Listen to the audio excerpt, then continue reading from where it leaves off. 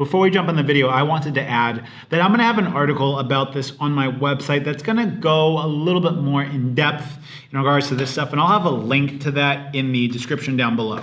We all know and like Xiaomi. They offer well-designed, well-made devices with top-tier specs at what many would believe is an unbelievable price. And a big reason why they do this is because they have such low profit margins on their products. They've said that they make anywhere between 3 to 5% profit on their smartphones, sometimes even less. And a lot of people have been wondering, well, how are they in business if they're able to do this?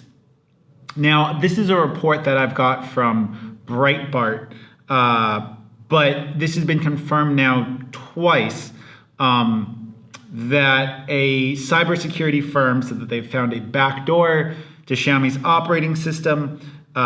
This was then confirmed by Forbes, a Forbes reporter, that cybersecurity researchers found that much of his data behavior is being tracked and data collected on a Xiaomi smartphone, leading him to believe that the data was being sent to the Chinese electronics manufacturer. Gabi Serlig, who's a cybersecurity expert, was browsing the internet on his Redmi Note 8, and he saw that much of his internet data was being sent back to servers located in Singapore and mainland China, which are owned by Xiaomi, leading him to discover that Xiaomi is collecting internet browsing data off of the built-in Xiaomi browser and other data on the device.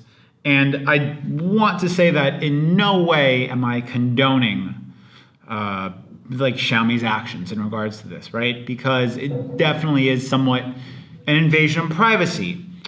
At the same time, when we look at the price of Xiaomi products, they really do seem too good to be true, especially when we compare them to the likes of Samsung and other companies not based in China. Now, in many ways, this is an invasion of privacy.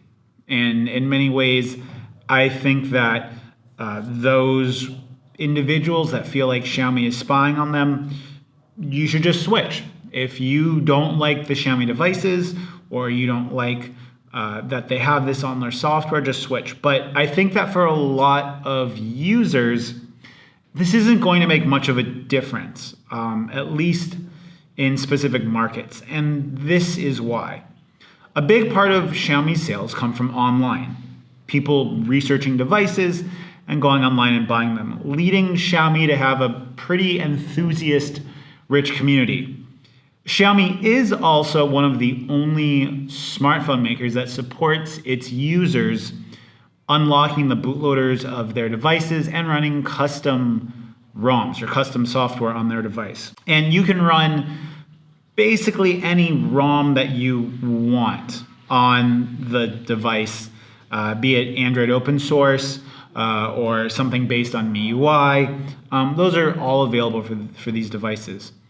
But I think that for people that have people that are Xiaomi enthusiasts that do root their devices, that do modify the software in their devices, I don't think that we really have much in the way of other options, because in China, the idea of privacy is pretty minimal, right? Like, they have a social score in China. There's been reports coming out of China during COVID that the amount of data that the Chinese government has collected on its foreign citizens or foreigners living in China is pretty shocking. I'm not really surprised.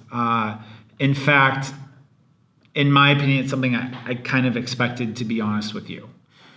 Because in the information data world that we live in today, we're heading towards a place where our private information, our private stuff isn't private and everything is out in the open. And so on one perspective, if I don't like Xiaomi's policy on this, I can go look at something from, well, not Huawei now, BBK, which is Oppo, Vivo, Realme, and OnePlus. I would like to hope that that's a better option, but at the same time, how the Communist Party and how the CCP in China essentially has government employees based in all of these big companies, which that was a big reason why there was a conflict between Huawei and the US. I don't expect any Chinese-made smartphone to be better, to be honest with you. If we take all of the Chinese smartphone brands out of the equation, we are left with Google, which is manufactured by LG here in Vietnam. We have LG devices, which are made in Vietnam and which are made in Korea. We have Samsung, which is Korean. We have Apple. And if you're an Android lover, or if you're an Android enthusiast, your options for companies that take your privacy seriously are pretty few and far between. So you either deal with it or you switch to Apple, and you can go buy a $400 iPhone SE and enjoy that. And should I do a video about the iPhone SE? Let me know. But I really think that in a lot of ways, for those people that run custom ROMs, this isn't going to affect us. We like to de-bloat as much of the Xiaomi stuff out of our software as possible for a lot of people. And on top of that, I think that when we can de-bloat that stuff and Xiaomi does make those options available, I find that to be a pretty reasonable trade-off.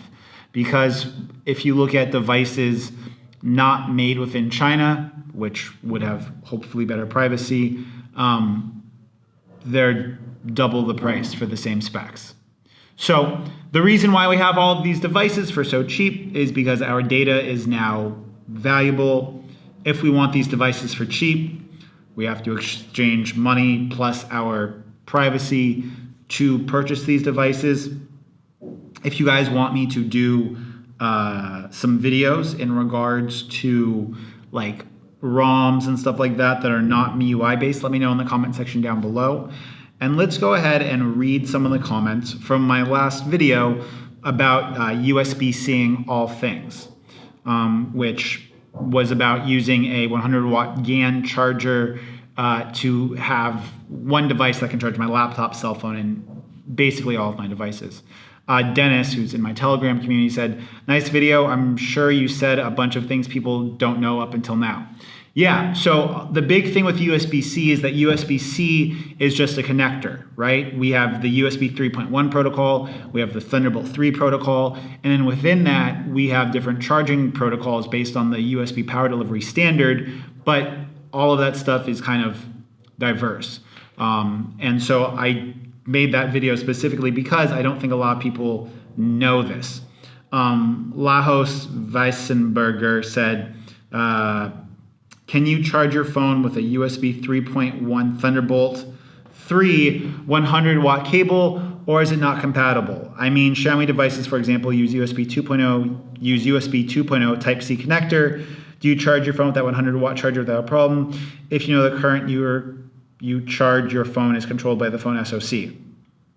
Yes, I can charge my phone with the same 100-watt power brick and 100-watt cable, and that current is controlled totally fine. Now, it is worth noting that depending upon the communication between the phone and the charger, some phones will support higher charging speeds that are more than 18 watts.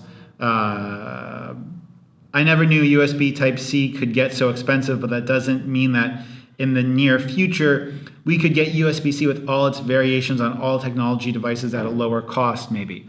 So this is I made this video specifically because the charger I have, and if you guys haven't seen that video, link up here, it's a 100-watt GAN charger, which is gallium nitride, which is a more efficient compound than silicone for charging devices. And I just decided to be an early adopter. The gallium nitride chargers have just begun to trickle on the market, and this is one of the first ones that we have. Tech Slacker, your mobile camera video bokeh is absolute crap. Please use a DSLR or turn off video bokeh. I made the video with the front-facing camera because a lot of people have wanted to see examples of the Redmi K30 Pro and the front-facing camera. So that's going to wrap up this video here. Let me know what you guys think about Xiaomi spying on you. Are you okay with that for how good the devices are? And that's my neighbors doing construction. Okay, we're going to wrap this video up. Till next time, it's been Mitchell, coming to you from Hanoi. Peace.